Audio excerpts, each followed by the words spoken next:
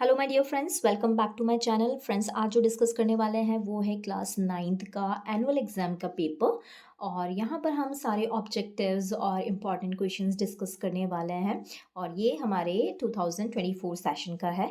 तो जल्दी से स्टार्ट कर लेते हैं। ये भी चेक कर लेते हैं आपने कितने स्कोर किए हैं एग्जाम में मार्क्स। ओके, सो यहाँ पर सेक्शन 1 था जो कि रीडिंग सेक्शन था। यहाँ पर आपको इस पैराग्राफ को रीड करना था, जो कैरी करता था 5 मार्क्स, मतलब 5 मार्क्स। सो यहाँ पर ये जो पूरा पैसेज है ये मैं रीड नहीं करने वाली हूँ। मैं सिर्फ ये बताने वाली हूँ कि ये जो है पूरा पैसेज बेस्ड था चंद्रयान 1 के ऊपर। ओके, एंड इसके ऊपर कुछ क्वेश्चंस दे रखे थे, तो जल्दी से देख लेते हैं questions. So this is the first question. यहाँ पूछा है कि what was India's first mission to the moon. यहाँ पर इंडिया का फर्स्ट मिशन पूछा है मून के लिए। तो अभी अगर आप पूरा रीड करोगे सो यू विल फाइंड कि इट इज चंद्रयान 1। चंद्रयान 1 जो है वो उसका करेक्ट आंसर है। फिर पूछता है आपसे कि when was Chandrayaan 1 launch. Chandrayaan 1 को लॉन्च कब किया था, तारीख पूछ रहा है वो आपसे। तो कब लॉन्च किया था? October 22, 2008। ठीक है। देन फिर ये पूछता है आपसे फ्रॉम वेयर। वेयर पूछ लिया मतलब जगह। From where was Chandrayaan 1 launch. तो कहाँ से ये लॉन्च हुआ था? तो श्री हरिकोटा, आंध्र प्रदेश। देखिए जितने भी जो हमारे रॉकेट्स वगैरह हैं और जितने भी यान वगैरह जो हैं ये लॉन्च होते हैं, तो ये यहीं से है। ये श्री हरिकोटा ही प्लेस है जहाँ से ये लॉन्च होता है। ओके, जो कि विक्रम साराभाई का सेंटर है। ठीक है, स्पेस सेंटर है ये हमारे भारत का। ठीक है। How many orbits the Chandrayaan 1 make of the moon. तो चंद्रयान 1 जो है वो कितने मून के कितने ऑर्बिट्स लगाता है ना? तो ये बताया है इसके अंदर 3400। ये इसका करेक्ट आंसर है।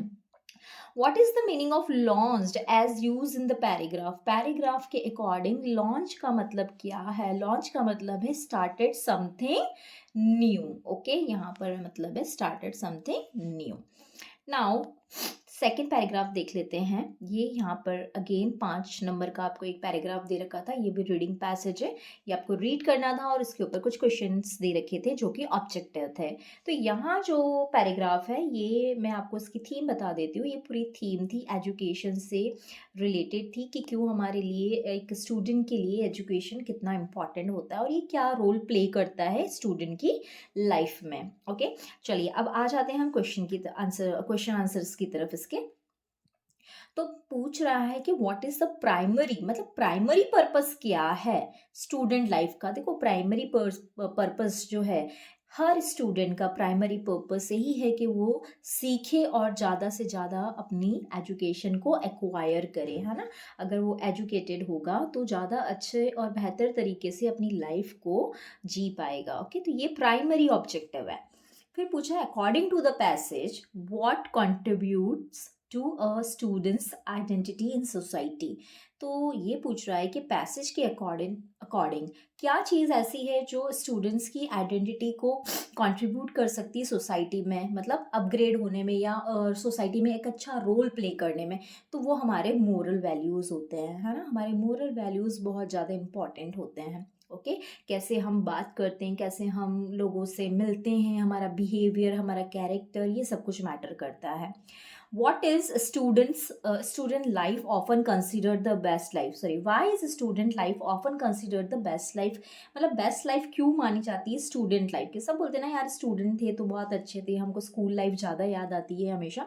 क्यों ऐसा? क्योंकि it provides opportunities for growth and learning. मतलब स्कूल लाइफ हमको ज़्यादा से ज़्यादा अपॉर्चुनिटीज़ प्रोवाइड करती है हमारी ग्रोथ के लिए और हमारी लर्निंग में भी ना। According to passage education and learning never ends. क्या ये कभी भी ख़त्म नहीं होती? ऑफ कोर्स कभी ख़त्म नहीं होती।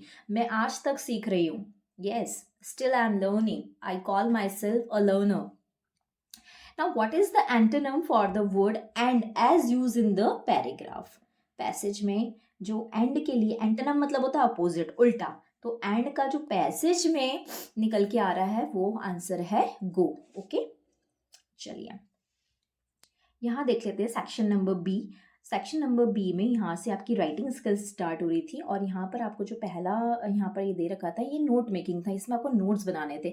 तो नोट मेकिंग के लिए इंपॉर्टेंट होता है कि आप सबसे पहले अच्छे से पैराग्राफ को पढ़ लें, तो और फिर उसका एक टाइटल निकाल लें और फिर नोट्स बनाएं। और हाँ, लास्ट में हमको एब्रीवेशंस लिखना भी बहुत ज़्यादा ज़रूरी है, उसकी भी मार्क्स कैरी करता है ये। सो यहाँ पर अगर आप देखेंगे ना, तो पूरा पैराग्राफ ग्लोबल वार्मिंग से रिलेटेड था। मतलब फॉरेस्ट डेवलप करने की बात यहाँ पर कर रहा था। अफॉरेस्टेशन करना चाहिए, उसको एनकरेज हम करें, है ना। किस तरह से जो प्लैनेट है हमारा सफ़र कर रहा है ग्लोबल वार्मिंग की वजह से। तो मैं आपको सजेस्ट करूँगी कि शायद अगर आपने एग्ज़ाम में ये लिखा है ग्लोबल वार्मिंग, तो बिल्कुल आपको 1 मार्क्स यहाँ पर मिल जाएंगे। एंड पॉइंट्स आपने अपने अकॉर्डिंग बनाए होंगे, इसलिए हम वो सब चीज़ें डिस्कस नहीं कर रहे हैं, ठीक है। तो यहाँ पर आपको नोट मेकिंग, और यहाँ लिखा भी है कि आपको नोट्स बनाने हैं यूजिंग एब्रीवेशंस। एब्रीवेशंस का मतलब होता है शॉर्ट फॉर्म्स जो आप यूज़ करते हैं, या सिंबल अगर आप यूज़ करते हैं, है ना, तो उनको एब्रीवेशन बोला जाता है। जैसे हमको M.A लिख दिया, है ना। मास्टर ऑफ आर्ट्स का हमने क्या लिख दिया, MA, ठीक है। डॉक्टर का हमने DR कर दिया, ऐसे, ठीक है। ये एब्रीवेशन मतलब बड़े वर्ड का एक छोटा फॉर्म बनाना, उनको बोला जाता है। सो क्वेश्चन नंबर 4 जो था वो यहाँ पर आपको एक पूछी गई थी एप्लीकेशन, जो स्कूल लिविंग सर्टिफिकेट के ऊपर थी। You are Nishu studying in government girls higher secondary school Indergarh district Datia. देखिए यहाँ पर शायद ये जो डिस्ट्रिक्ट है उसका नाम थोड़ा सा मिस प्रिंट हुआ है, ये दतिया होना चाहिए। कोई बात नहीं, अगर आपने ये वर्ड भी लिखा है तो भी आपका टीचर इसको रॉन्ग नहीं करेगा, ओके। ये कुछ मिस प्रिंट हुआ होगा। फिर आपको बोला था एप्लीकेशन लिख दो, प्रिंसिपल को उससे रिक्वेस्ट करो कि आपको स्कूल लिविंग सर्टिफिकेट दे दे, ओके। तो आई होप आपने ये एप्लीकेशन अच्छे से लिखी होगी। यूजुअली जो हमारी एप्लीकेशन के फॉर्मेट होते हैं, है ना, प्रिंसिपल का टू द प्रिंसिपल करके, उसके बाद में आपका स्कूल का नेम, आपकी जहाँ प्लेस है उसका नेम आ जाता है, देन आपका डेट आता है, सब्जेक्ट आती है, देन सैल्यूटेशन आता है, देन आपका जो बॉडी होता है लेटर का 3 या 2 पैराग्राफ्स में, जैसे भी आपको आपके टीचर ने लिखवाया है। उसके बाद में लेफ्ट हैंड साइड पर ही सब कुछ चीज़ें इसकी चलती है, और लास्ट में आपका कॉम्प्लीमेंट्री क्लोज आ जाता है ना। सो यहाँ पर अगर आपने किया है तो 4 मार्क्स आपको इजीली मिल जाएंगे। अगर आपने ये किया है, you are Manik residing at M20 Tansen Nagar Gwalior, write a letter to your friend asking him to attend your elder sister's marriage. आप अपने फ्रेंड को एल्डर सिस्टर की मैरिज के लिए इनवाइट कर रहे हैं। तो अगर आपने ये भी अटेंड किया है तो अच्छी बात है, इसमें वैसे भी और दिया था आपको। क्वेश्चन नंबर 5 जो था वो था राइट एन ऐसे on any one of the following topics in about 150 words. इनमें से आपको कोई भी एक टॉपिक पर आपको क्या लिखना था, आपको ऐसे लिखना था। तो हो सकता है आपने science in our daily life लिखा है, जिसको आप वंडर ऑफ साइंस भी बोलते हैं, या हो सकता है आपने value of games and sports लिखा हो। सो यहाँ पर अगर आपने 150 वर्ड्स में ये लिखा है कोई भी ऐसे, तो ईजिली आपको 5 मार्क्स यहाँ पर मिल जाएंगे, ओके। नाउ अब हम आ जाते हैं पिक्चर डिस्क्रिप्शन पे। यहाँ एक पिक्चर दी थी जहाँ पर एक व्यक्ति है जो पेड़ों को काट रहा है। सो यहाँ पर डिफॉरेस्टेशन की थीम थी पूरी। तो अगर आपने कुछ अच्छे पॉइंट्स लिखे होंगे क्यों हमें ये नहीं करना चाहिए, या अफॉरेस्टेशन की ज़रूरत क्यों है, अगर हम डिफॉरेस्टेशन करेंगे तो ग्लोबल वार्मिंग बढ़ जाएगी। देखिए इसके अंदर जो थीम दे रखी ना, उससे ही कनेक्टेड आपको नोट मेकिंग का पैराग्राफ भी दे रखा था। तो अगर आपने कुछ वहाँ से भी कुछ आइडिया लेकर अपनी लैंग्वेज में कुछ बनाकर लिखा होगा, तो ईजिली आपको इसमें नंबर मिल जाएंगे, ओके। ना यहाँ आ जाते हैं जो हमारा इंपॉर्टेंट पार्ट भी है, और हम इसके लिए वेट भी कर रहे थे कि कब हम ग्रामर डिस्कस कर लें। सेक्शन नंबर C जो है वो ग्रामर है। यहाँ पर 7th क्वेश्चन हम डिस्कस कर रहे हैं, जहाँ पर फिल इन द ब्लैंक्स आपको पूरे गए थे। आपको कोई भी 5 अटैम्प्ट करना था, और आपको यहाँ पर ऑब्जेक्टिव्स भी दे रखे थे साइड में। तो यहाँ पर फर्स्ट क्वेश्चन पूछता है मान कुंवर वॉज डैश ऑनेस्ट लेडी। तो यहाँ पर देखिए ऑनेस्ट की बात हो रही है, वर्ड क्या लिखा है ऑनेस्ट, जहाँ पर H साइलेंट है और O का प्रोनाउंसिएशन आ रहा है, तो हम यहाँ क्या लिखाएंगे N। यहाँ पर क्या हो जाएगा N। आई होप आपने यही लगाया होगा। फिर नेक्स्ट क्वेश्चन आपसे पूछ रहा है Sujata did not by dash thing from market yesterday. तो देखिए यहाँ पर येस्टरडे मतलब बीते हुए दिन की बात हो रही है, यहाँ पर डिड नॉट आ रहा है, सेंटेंस क्या है, नेगेटिव है। और अगर आपको ऑप्शन सम एनी मच दे रखा है ना, तो मैं आपको सजेस्ट करूँगी आप एनी से ही एग्री करें। क्यों? क्योंकि यहाँ पर नॉट आ गया है, क्योंकि नॉट क्या कर देता, सेंटेंस को नेगेटिव कर देता। और एनी भी क्या होता है, कोई, मतलब कोई भी, इसका मतलब होता है कोई, ठीक है। तो ये नेगेटिव वर्ड के साथ में एग्री होता है।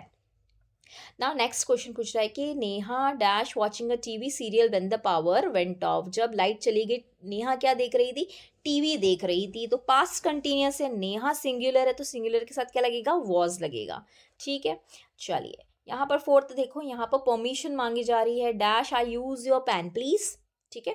तो यहाँ पर जब आप पोलाइटली किसी से कुछ मांगते हैं तो आप क्या लगाते हैं, मे लगाते हैं। यहाँ पर मे आ जाएगा। आप कितनी बार बोलते हैं ना, मे आई कम इन, तो आप पोलाइटली किसी से परमिशन मांग रहे हैं।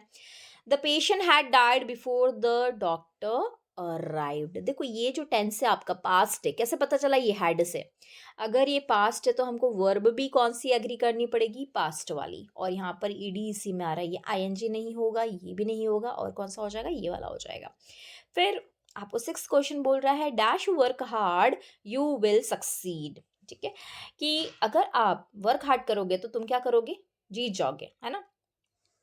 तो यहाँ पर आपको क्या लगाना पड़ेगा, इफ। क्या बोल रहा है ये, इफ यू वर्क हार्ड, अगर आप मेहनत करते हो, यू विल सक्सीड, आप अपनी लाइफ में सक्सीड हो जाओगे।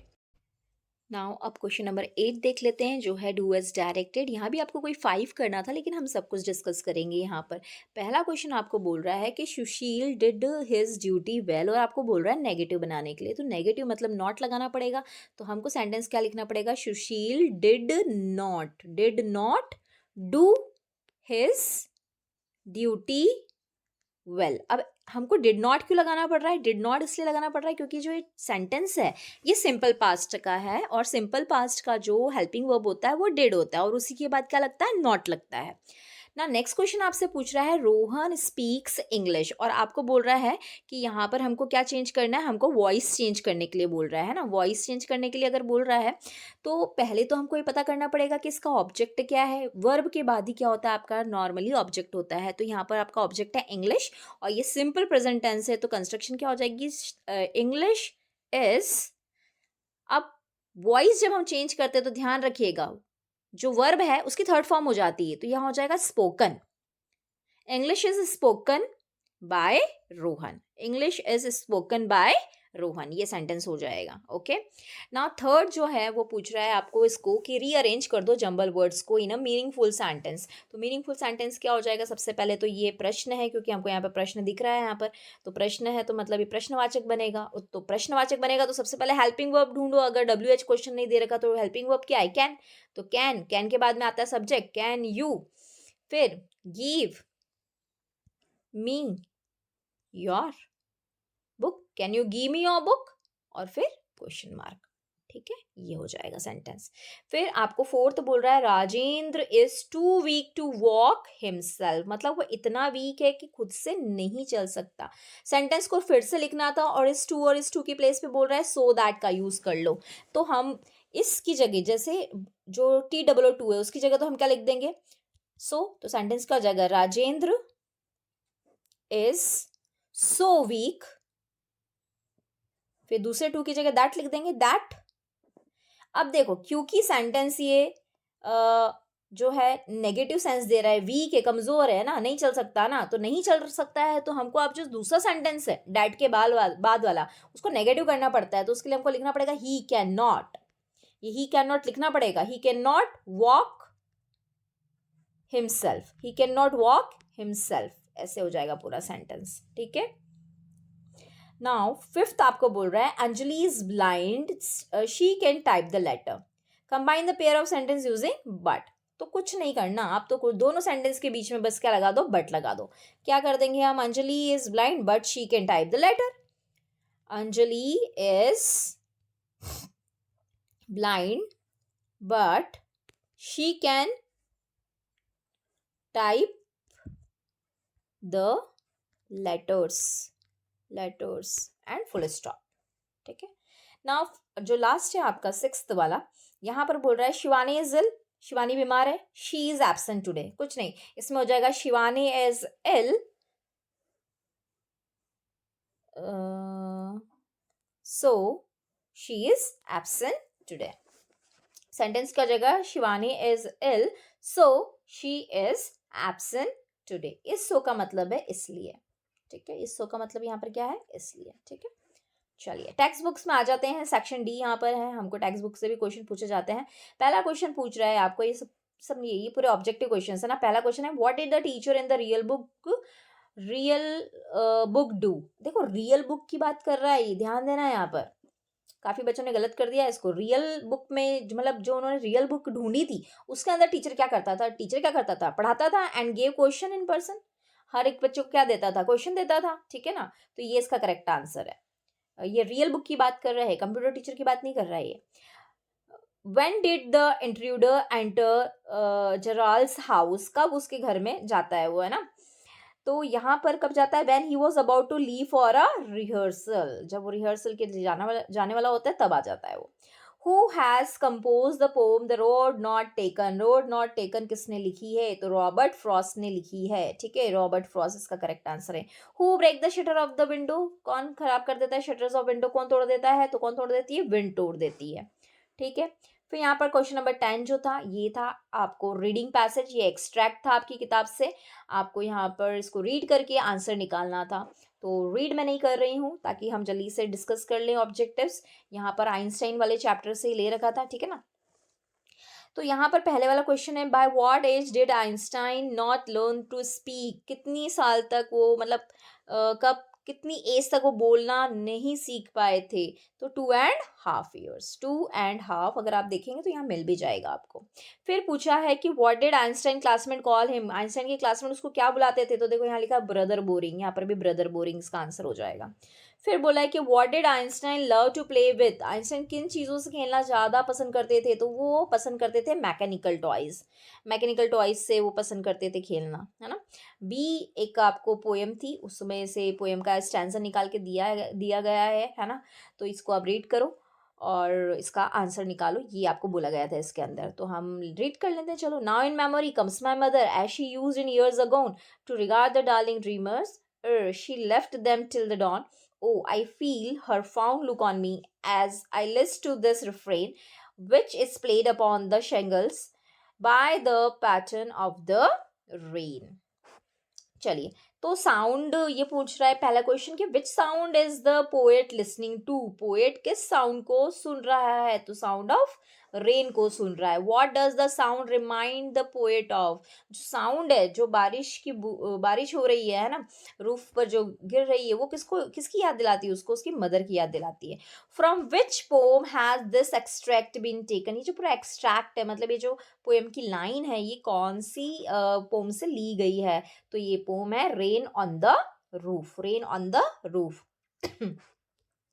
सो यहाँ तक तो आपके सारे क्वेश्चंस थे, और यहाँ से अब आपके मतलब सारे रिटन क्वेश्चन आंसर स्टार्ट हो जाते हैं। क्वेश्चन नंबर 11 12 यहाँ पर आपको ऑप्शंस भी दे रखे हैं।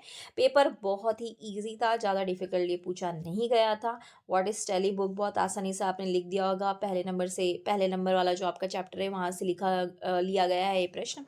सो ये हम नहीं डिस्कस कर रहे, मैं नहीं डिस्कस करने वाली हूँ ये ज़्यादा चीज़ें डिटेल में, क्योंकि आप सब ने अपनी लैंग्वेज बना के या अपने क्वेश्चन आंसर जो आपने रीड करे होंगे, लर्न करोगे, उनके अकॉर्डिंग लिखा होगा। बट आई होप कि आपने यहाँ पर NE6 अटैम्प्ट करे होंगे। क्वेश्चन नंबर 12 में आपको जो 30 वर्ड्स में लिखना था, वहाँ पर आपने NE2 अटैम्प्ट करे होंगे, ठीक है। क्वेश्चन नंबर 13 जो था 30 वर्ड्स में लिखने थे, यहाँ पर भी NE2 अटैम्प्ट करने के लिए आपको बोला था। फिर आपको क्वेश्चन नंबर 14 15 और 16 जो लेंथी क्वेश्चन है, जो 3 मार्क्स में पूछे जाते हैं। सो यहाँ पर आपको थोड़ा डिटेलिंग में लिखना था, मतलब थोड़ा एक्सटेंड करके आंसर यहाँ पर लिखना था। और देखिए सेंट्रल आइडियाज़ वगैरह, मैसेज ऑफ द पोम हमेशा पूछे जाते हैं इस तरह के क्वेश्चन। तो मैं आपको बोलूँगी आगे भी आप जब 10th में चले जाएँ यहाँ से पास होके, तो आप इन सब चीज़ों पर बहुत फोकस करें।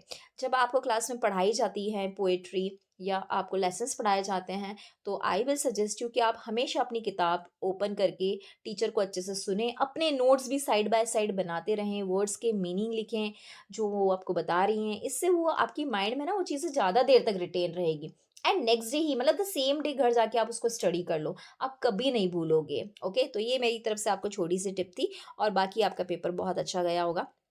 है ना? यहाँ पर हमारा पेपर एंड हो जाता है। So thank you so much for being on my channel and good luck for your new session also. जल्दी आप क्लास 10th में आ जाएँगे तो उसके लिए आपको good luck. Bye bye and take care.